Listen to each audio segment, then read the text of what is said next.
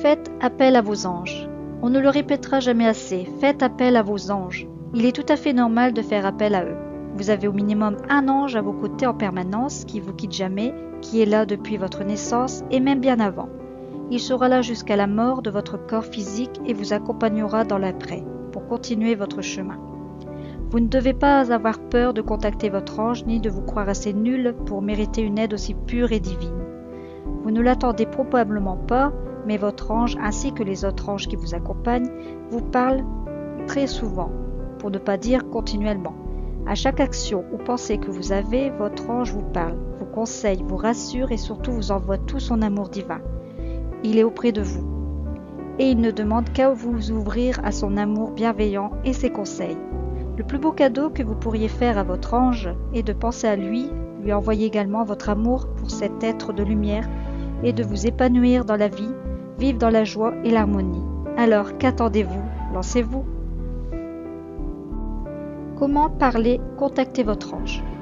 Nul besoin de cérémonie ou de bougie avec de l'encens pour contacter votre ange. Évidemment, si vous souhaitez vous créer une atmosphère propice à la prière ou à la demande, de l'encens et des bougies seront les bienvenus. Libre à vous de choisir, mais je précise qu'il n'y a pas d'obligation de tenir un autel ou quelconque rituel. Mentalement, votre ange vous connaît parfaitement bien. Aussi, n'ayez aucune honte envers vos pensées ou au fait que celui-ci puisse les entendre.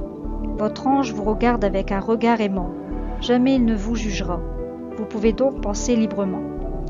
Pour faire appel à votre ange, vous pouvez l'appeler mentalement. Si vous connaissez son prénom, alors appelez-le par son prénom. Si vous ne le savez pas, ce n'est pas grave. Vous pouvez formuler ainsi: je fais appel à mes anges afin d'obtenir une aide précieuse. Ou encore, je demande à mes anges de m'aider en ce jour. Vous placerez ensuite votre formulation de demande d'aide, mais il faut toutefois respecter certains points que nous verrons plus loin dans la vidéo. Par écriture. Si l'écriture est plus facile ou vous met plus à l'aise, écrivez une lettre à votre ange. Vous pouvez commencer la lettre par « Mon très cher ange » ou par son prénom. Videz par l'écriture ce que contient votre cœur, confiez-lui vos angoisses, vos peurs, vos problèmes, ce que vous pensez. Il ne faut pas avoir peur de se confier. Votre ange vous verra toujours avec amour et ne vous jugera jamais. Si vous souhaitez qu'il vous aide, il est préférable de tout lui dire. N'oubliez pas de le remercier de son amour qu'il vous donne quotidiennement, en permanence et signé. Parlez à voix haute. Bien que cela pourrait paraître le plus facile à faire, de nombreuses personnes se sentent gênées à l'idée de parler à voix haute, sans qu'il y ait une âme incarnée dans la pièce. N'ayez pas peur de paraître ridicule, puisque cela ne l'est en aucun cas. De plus, il y a une âme qui vit dans la même pièce que vous, votre ange, souvent accompagné d'autres anges. Vous ne parlerez donc jamais seul.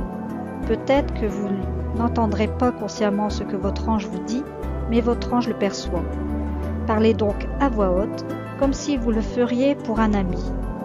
Parlez comme si votre ange était là, mais invisible.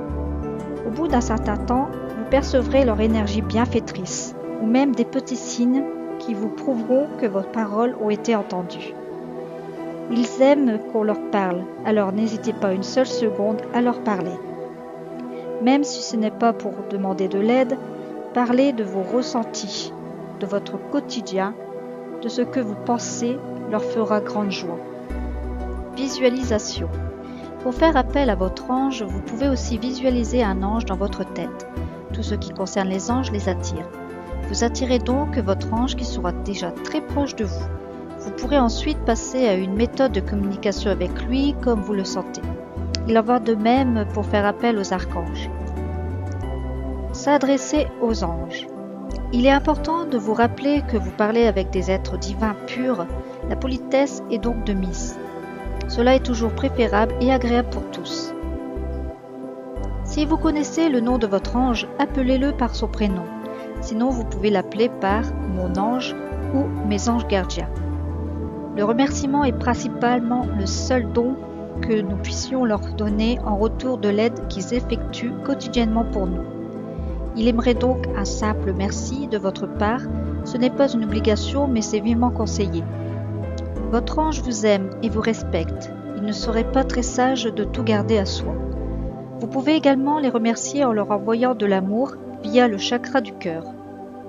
Ils aiment beaucoup cela, car c'est le signe de votre rapprochement avec eux.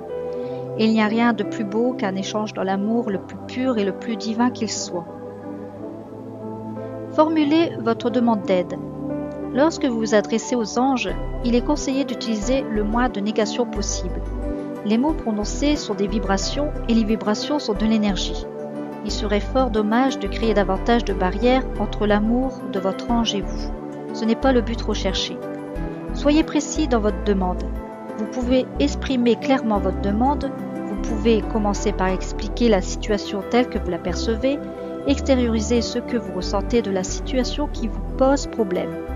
Au fur et à mesure de votre dialogue, les questions se feront plus nettes et claires dans votre esprit.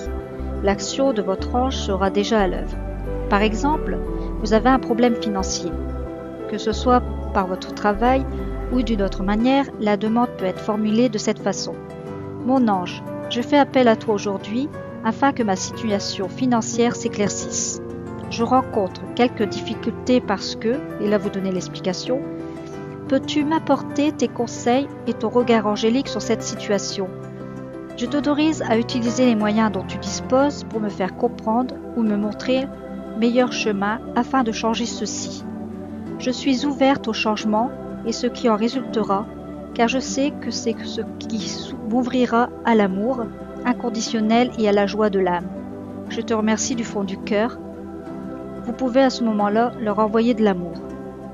Il est recommandé de leur dire que vous les autorisez à vous aider de toutes les manières possibles afin que l'aide ne soit pas bloquée par un élément qui leur permettrait d'agir ou de s'exprimer, mais aussi par votre libre arbitre. Vous devez leur donner votre accord pour qu'ils puissent vous aider. Sans cela, ils sont tenus à rester à l'écart, sauf en cas de grand danger et que ce n'est pas votre heure. Restez ouverts à tous les signes, paroles, actions, visions qui vous parviendront alors, car cela pourrait être leur œuvre. Vous devez être attentifs, lâchez prise et faites-leur confiance. Ils savent ce qui est bon pour vous. Ma demande n'a pas été attendue. Pourquoi ? Il est possible que vous n'avez pas autorisé votre ange à agir ou que vous n'avez pas formulé correctement votre demande.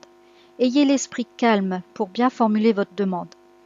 Il est possible que vous ne vous êtes pas ouvert à l'aide ni au changement nécessaire pour votre demande. La peur du changement est une grande barrière qui sépare votre ange et vous. Il est possible que vous soyez passé à côté de certains signes. Vous pouvez alors demander sans honte ni gêne de répéter leurs paroles ou les signes plus clairement afin que vous soyez sûr. Il est possible que la demande ne soit pas acceptée si elle n'entre pas dans l'amour. Si vous demandez à votre ange les numéros du loto ou de faire du mal à autrui, forcément votre ange n'agira pas. Il agit dans le meilleur pour vous et pour l'amour global de la planète. Si cela a un intérêt physique dans le désir, votre demande n'aura pas écho, car ils agissent dans l'amour.